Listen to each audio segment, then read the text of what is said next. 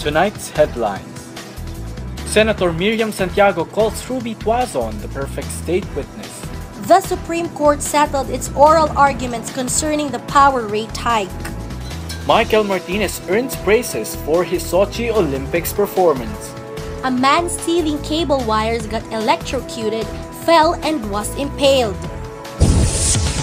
Good evening. The Supreme Court has settled its oral arguments on the power rate hike case. Montrenalan bringing us the latest feed. The Supreme Court concluded its third and last round of oral arguments on the power rate hike case. Chief Justice Maria Lourdes Sereno gave all parties concerned a non-extendable 15 days to submit memorandums on the issues raised during the hearing. The Supreme Court concluded its third and last round of oral arguments on the power rate hike case. Chief Justice Maria Lourdes Sereno gave all parties concerned a non-extendable 15 days to submit memorandums regarding the issues that were raised in the hearing.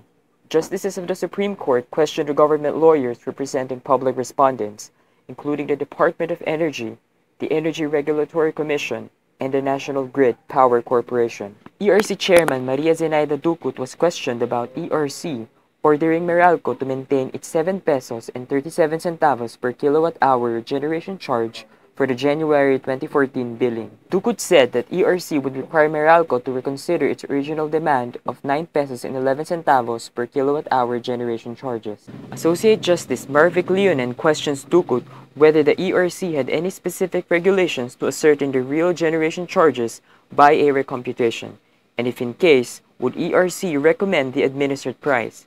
However, Ducut was unable to answer. Leonen explained that the reason for raising these questions to Ducut is to assure the public that ERC has a methodology to determine the fair and proper generation charge. Ducut said that she wanted to finish the investigation on the alleged price manipulation and anti-competition behavior before she would consult with other commissioners to know what to do. Sereno asked the ERC Executive Director, Francis Saturnino Juan, what the agency had done when the price of electricity reached its historic highs beginning July 2012. Juan replied saying that this only meant that the electricity market was working, but the Chief Justice reminded him that ERC should have been conscious to its mandate to provide electricity at its least cost. Sereno asked if there was a degree of diligence on the part of the ERC concerning the Electric Power Industry Reform Act, called as EPIRA, which meant the agency should anticipate and review all occurrences in the electricity market to protect the consumers. Sereno also noted that it is just now that the ERC is reviewing the price caps. Back to you, Yeddah. Senator Miriam Defensor Santiago calls Ruby Tuazon a perfect state witness in the billion-peso pork barrel scam. Tuazon holds first-hand information and her testaments are supported by other whistleblowers. Reginald Meria bringing us the latest feed. Senator Miriam Defensor Santiago calls Ruby Tuazon the perfect state witness in the billion-peso pork barrel scam. Aside from having direct or first-hand information in the transaction, Tuazon's testimony is also supported by other whistleblowers' testimony. Tuazon said she met Janet Lim Napoles in 2004 through her husband Carlos Tuazon.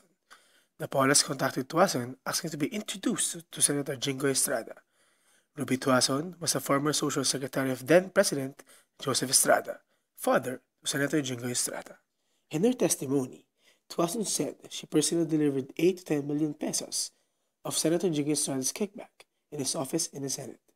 She said she also handed millions of pesos to Attorney Gigi Reyes, the Chief of Staff of Senator Juan Ponce Enrile. Attorney Gigi Reyes' name has been dragged in his pork barrel scam by other whistleblowers as well.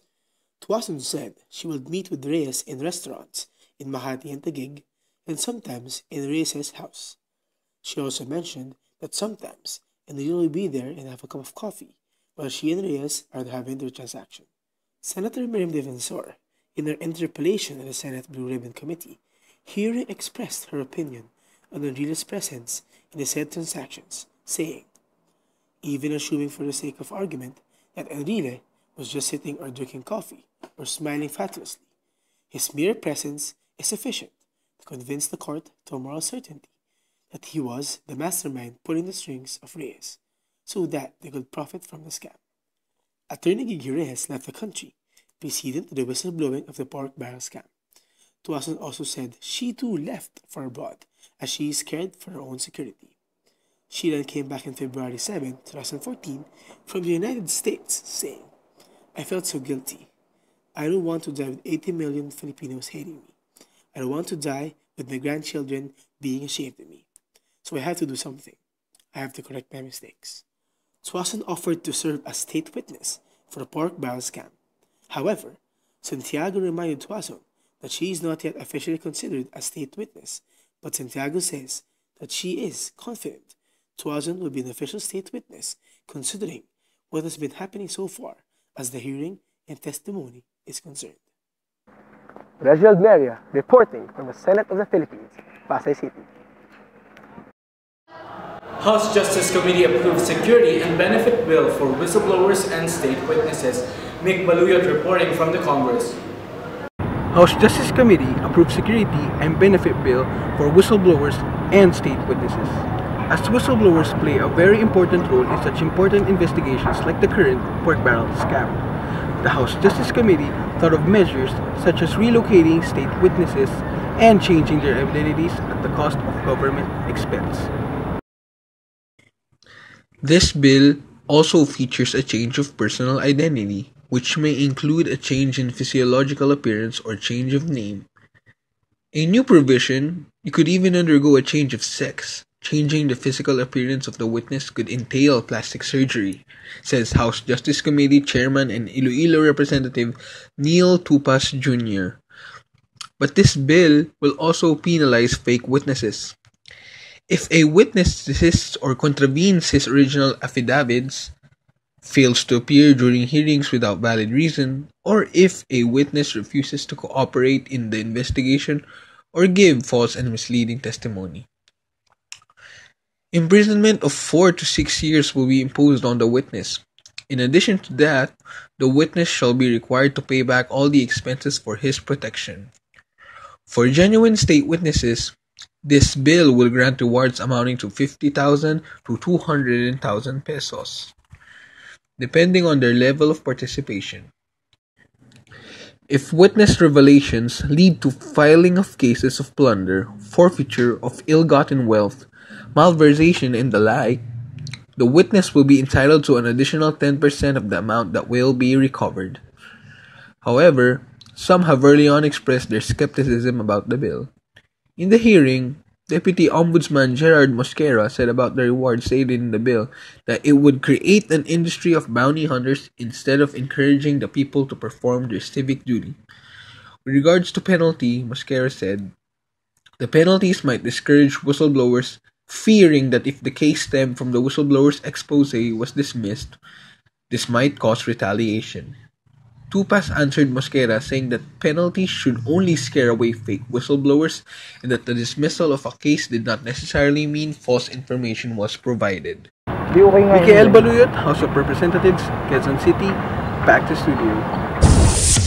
Meanwhile, in C5 Taguig, a man who was stealing cable wires got electrocuted, fell, and was impaled to the fence where he fell down. Here's Ace Cabal reporting. Kuryente, and then nakuryente siya. Yung place kasi walang balot. So hindi niya, wala siyang protection against sa kuryente. Buhay pa siya, magalaw-galaw pa, kaso lang siyempre sa tagal niya nakatusok doon, medyo nanghina na, mga dugo nang nawala, kaya ganun. Kaya pinilit na rin na mabilis na matulungan yung tao, kaya tumawag na rin kami ng ibang tulog, ng ibang rescue. According to some bystanders, the alleged thief was still able to ask for help before passing away. Ace Cabal from Taguig City Police Station. Back to studio.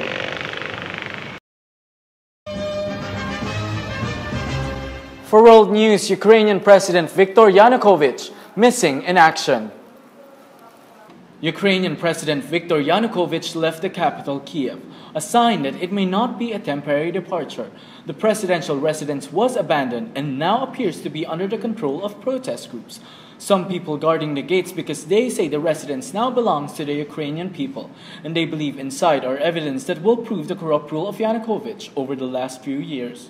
The opposition wanted a deal that in ways cut the powers of the president, a formation of national unity government with all parties involved to get the country stabilized. But a key reform was changing the constitution as compared to 2004.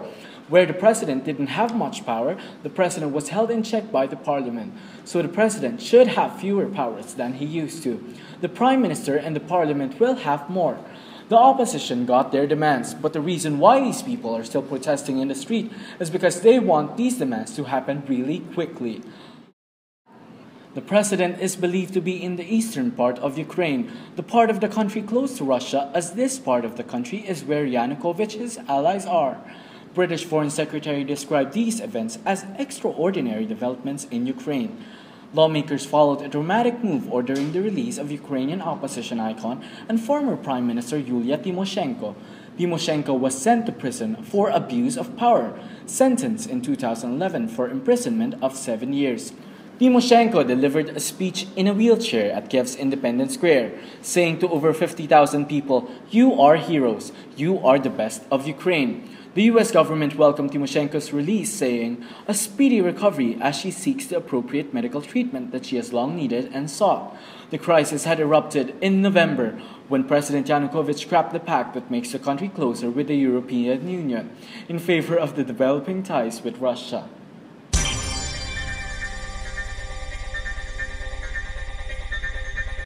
Filipino figure skater Michael Martinez ranked 19th in the men's free figure skating category at the 2014 Winter Olympics held at Sochi, Russia. Michael Martinez, the Philippines delegate for men's free figure skating at the 2014 Winter Olympics held at Sochi, Russia, places 19th. Martinez entered the competition wishing he would make it to the top 24, but instead, the Filipino Winter Olympian reached 5 places higher than his goal. Filipinos stayed up till midnight, Manila time, to watch Martinez's routine in the competition and held their breath as Martinez did his triple axel jump. He garnered a score of 64.81 in the short skate where he performed to the tune of Romeo and Juliet, then wowed in the free skate routine over the beat of Malagueña to earn 119.44 for the total of 184.25. Martinez held the top spot after the first 6 skaters, but gradually slipped down to his final placing at 19th place. The men's figure skating gold medal was won by Japan's Han Yu with 290.09 points. Silver went to Canada's Patrick Chan with 275.62, and the bronze was won by Kazakhstan's Denis Ten with 255.1. While doing his routine, and as Filipinos closely watched Martinez, Johnny Weir, a former U.S. Olympian and one of the TV commentators, marveled at the 17-year-old Filipino skater's performance, saying, "Definitely a shining star of the future there. This kid could be a future Olympic champ." Martinez did not bring home a medal, but he brought home pride for the Philippines, as he garnered not only the attention of his nation, but of the world.